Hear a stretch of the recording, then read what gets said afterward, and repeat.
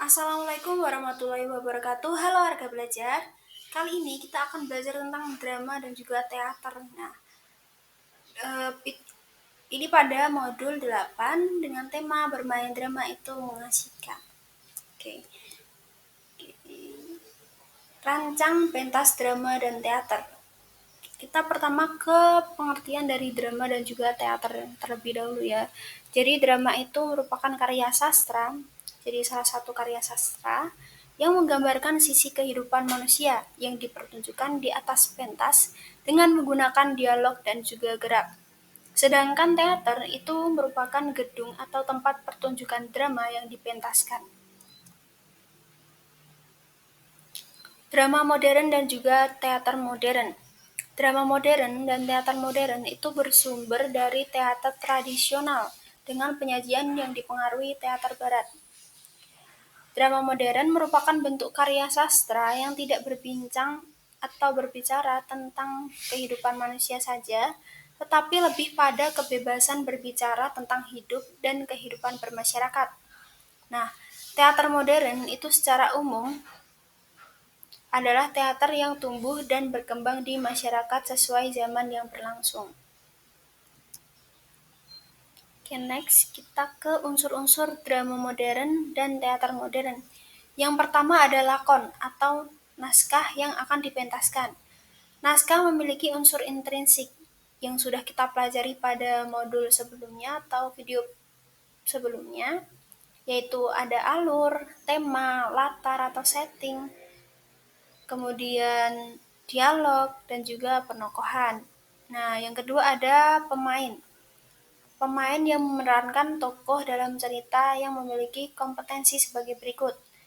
Yang pertama adalah memiliki kompetensi kemampuan berekspresi. Jadi pemain itu haruslah orang yang memiliki kemampuan untuk berekspresi gitu. Untuk mengekspresikan tokoh yang ada pada naskah gitu.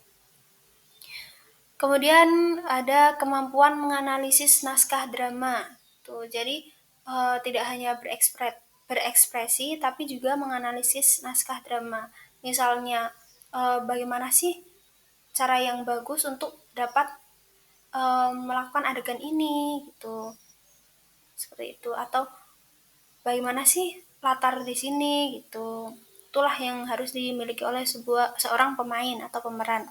Kemudian yang ketiga ada kemampuan mentransformasi. Jadi mentransformasi dirinya menjadi tokoh yang ada dalam cerita. Yang ketiga ada sutradara yang mengatur dan mengarahkan cerita dan pemain. Nah, ini memiliki beberapa jenis, yaitu sutradara konseptor, sutradara diktator, sutradara koordinator, dan juga sutradara paternalis. Macam-macamnya yaitu. Kemudian kita lanjut unsur yang lain, yaitu tempat atau gedung pertunjukan yang akan dipentaskan. Nah, yang pertama ada panggung arena. Nih, seperti ini. Panggung semi arena itu seperti ini. Kemudian ada panggung proscenium. Itu seperti ini. Jadi ada beberapa jenis ya panggungnya itu dan berbeda-beda bentuknya. Oke, yang kelima ada penonton yang akan menyaksikan pertunjukan. Respon penonton atas drama yang dipentaskan itu menjadi suatu respon penilaian baik buruknya pertunjukan itu atau sukses gagalnya seorang sutradara dan staf produksi dalam menggarap pertunjukan. Jadi kesuksesan itu ada pada respon penontonnya gitu. Kemudian kita lanjut ke sastrawan atau dramawan dan juga sutradara terkenal di Indonesia. Jadi ada W.S. Rendra, ini memang dramawan dan juga sastrawan terkenal di Indonesia. Kemudian Teguh Karya, kemudian ada juga Arifin C. Nur. Ciri-ciri drama modern dan teater modern. Ciri-ciri teater tradisional. Jadi ciri-cirinya itu tidak menggunakan naskah dan bersifat anonim. Pementasan mengutamakan isi dan tujuan seni daripada bentuk seni. Sifatnya lebih santai dan interaksi antar pemain dan dengan penonton itu ada gitu. Misalnya dengan menanggapi, penontonnya menanggapi gitu. Dasar pertunjukan itu spontanitas. Jadi tidak dengan persiapan, tapi dengan spontanitas gitu, secara langsung. Cerita turun-temurun, dongeng sejarah, cerita itu turun-temurun seperti dongeng sejarah, mitos, dan kehidupan sehari-hari. Disajikan melalui dialog tari dan nyanyi, terbuka di halaman rumah atau di mana saja yang layak untuk pargelaran. Nah, propertinya itu seadanya.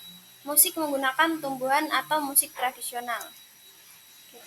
Lanjut ke ciri-ciri drama modern dan teater modern.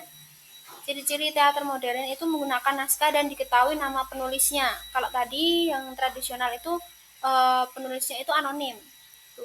Dan fungsinya pada teater modern itu ini untuk menghibur. Kemudian untuk pemain dan penonton itu ada space atau mereka itu terpisah gitu. Nah, pemain itu terlatih bukan karena spontanitas. Jadi ada persiapan sebelum melakukan penampilan atau pertunjukan teater.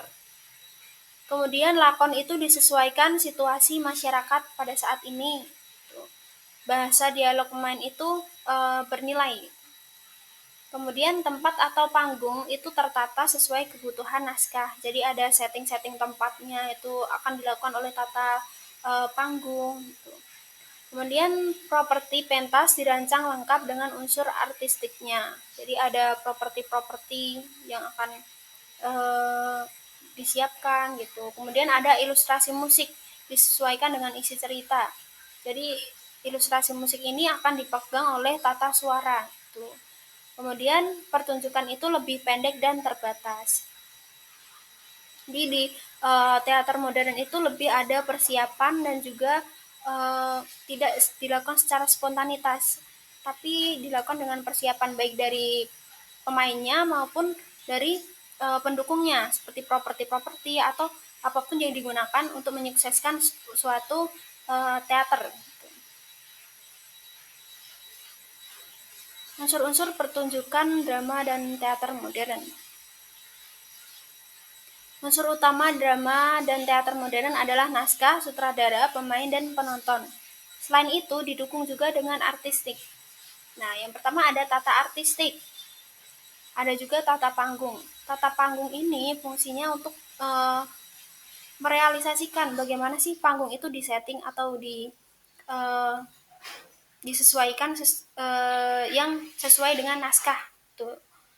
Kemudian ada tata cahaya, itu disesuaikan dengan suasana dari suatu cerita gitu. Misalnya suasananya sedih menggunakan lighting biru atau suasananya sedang romantis-romantisnya itu menggunakan lighting pink atau yang lain-lain gitu.